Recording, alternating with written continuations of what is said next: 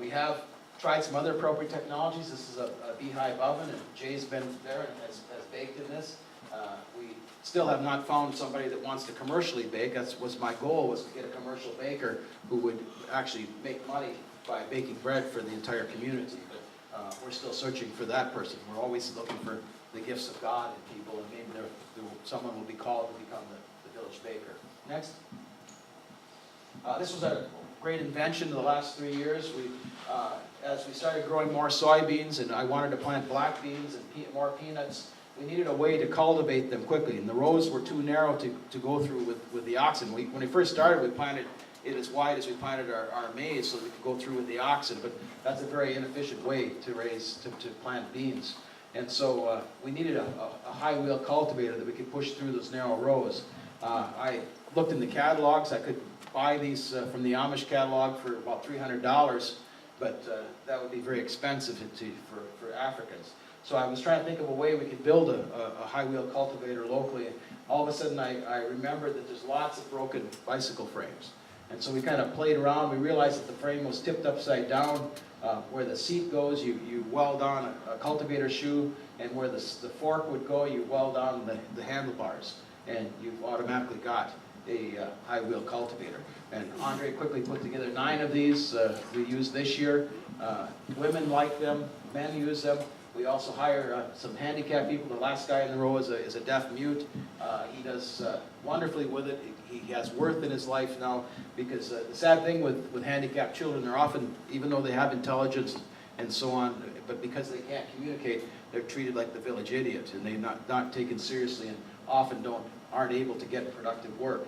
And so for him to come and work with us, use this cultivator, he can make the same kind of money as the other workers. And he's actually turned out to be very, very helpful to us. I like him a lot, and he even participates when we have our worship services on Mondays and Fridays. And he seems to get the drift of what we're discussing.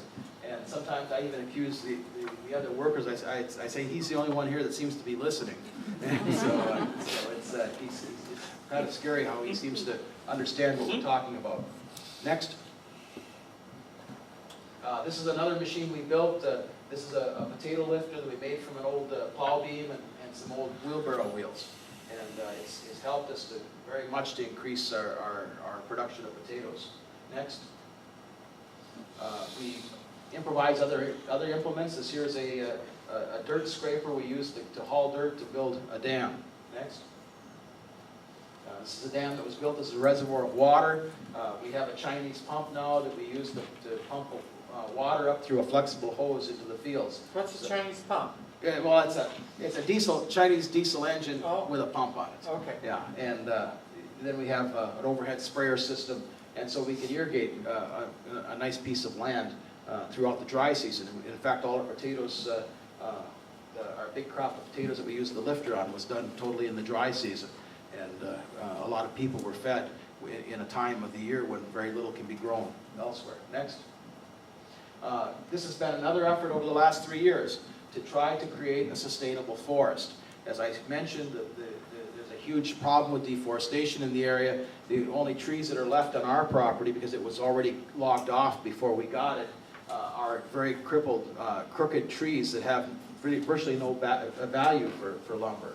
And so we wanted softwood, good, strong lumber that could be nailable. And of course, that is typically pine. These are Vietnamese pine. We got the seed from another part of Zambia, and this is about 10,000 trees here in bags. They're still in bags right now. We're waiting for the rains to start in November, and then we'll plant. And these trees are fast growing. They will grow to lumberable size in about 15 years. Next picture. These trees have already been out 3 or 4 years, and they're already as tall as my pickup, and so and taller. So I think we'll be able to see lumber in about 12 or 15 years. Of course, we have a sawmill next. We have a sawmill, so when those trees are mature, we will be able to saw them into lumber. And my hope is to start training people to make furniture, to make ceiling boards, make tongue and groove lumber that can be sold in the local community and elsewhere. This group here, you see Andre there, he's the one that has to sharpen the blades and keep the engine running. But the rest of these are volunteers from one of our local churches. They came to me. They wanted me to build them a church because they believed it was the missionaries' duty to build them churches. And I said, no, it's not the missionaries' duty, it's the congregation's duty. And so I said I would help. And so they come and they would make bricks for us. They would clear land for us. In exchange, we selected trees, we sawed them, and hauled them up. They provided the labor, and we hauled the trees up to the lumber up to their site of their building. They've built a beautiful church. They're the largest congregation now in our district, and it's in a relatively small village. It's not in the center of the district capital. But the people have gained a self-reliance. They take ownership of their church. They make, they're very strongly laity-led church, which is kind of unique. Typically, it's the pastor that has to do everything in a lot of the churches. The laity doesn't, isn't always in charge. But this group is very much laity-led. Next. We've completed our underground pipes in the last 3 years, so we have water distribution to the houses and to the barn and the chicken coop and so on. Pressure water, so we have flush toilets now, and we have showers in the houses. So it's quite comfortable. If you do come on a volunteer admissions team, you'll be able to sleep in a nice bed, mosquito protection, you'll have a shower, you'll have a flush toilet.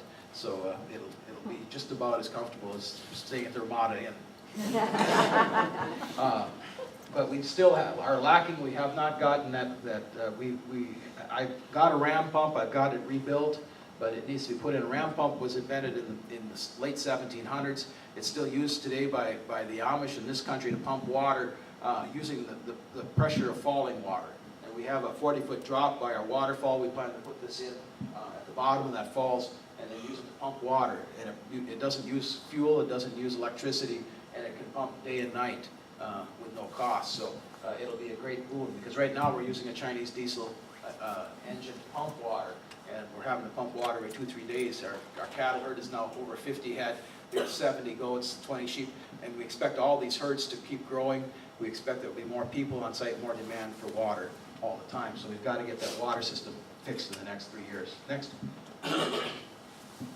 Do a lot of different construction projects, the ferroconcrete posts, concrete floors.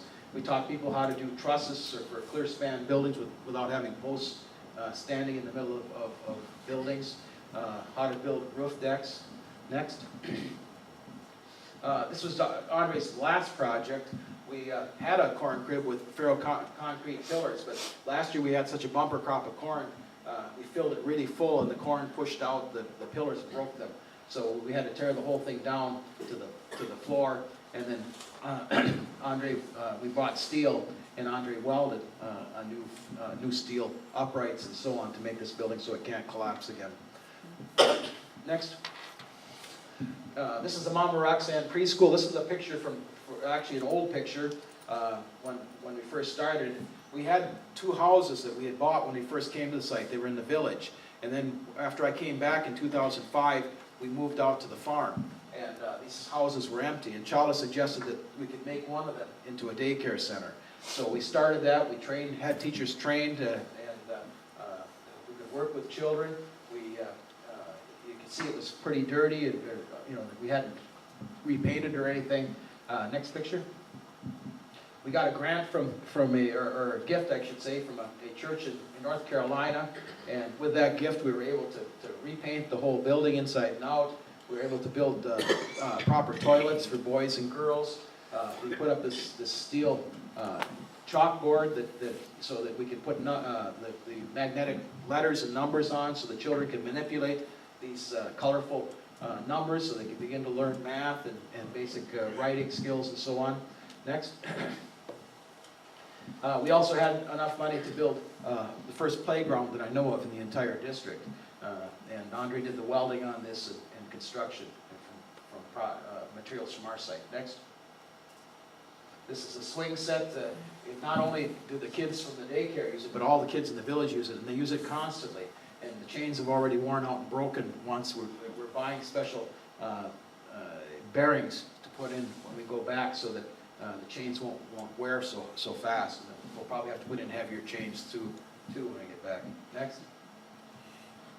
We have women's clubs throughout the area. I should say with the daycare, The chief was so excited about our daycare in Winnemunga, he insisted on one at the Methodist Church up in Kanyama as well. So now we've got a second one. So we're looking for gifts again, another $1,000, so we can paint that church building on the inside, that we can put up the blackboards and so on, that we can build desks and shelves, that we can build playground equipment in Kanyama as well, and also outhouses, so that it's more sanitary for the children.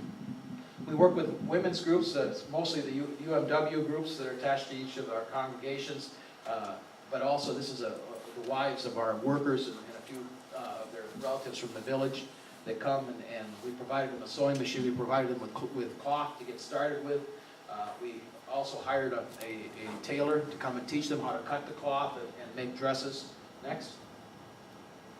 Now they make lots of dresses and children's clothes. They sell them. They're making enough money that they don't have to depend on us for cloth. They go out and buy their own cloth that they like, and they use the sewing machine. They meet twice a week, and they're constantly sewing. They also do crochet work. This, by the way, is inside the shell of my house that we were building at the time. It's been pretty much finished. It still doesn't have ceiling or cabinets, but we've been living in it for the last 3/4 of a year or so. And it's very nice for a child to have his own house and for me to have my house.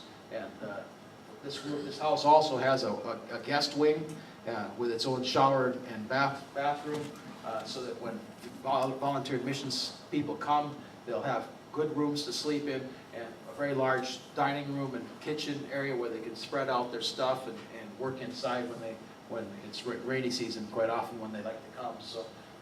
This room actually has a fireplace in it, so it'll be comfortable on those cold nights. Next.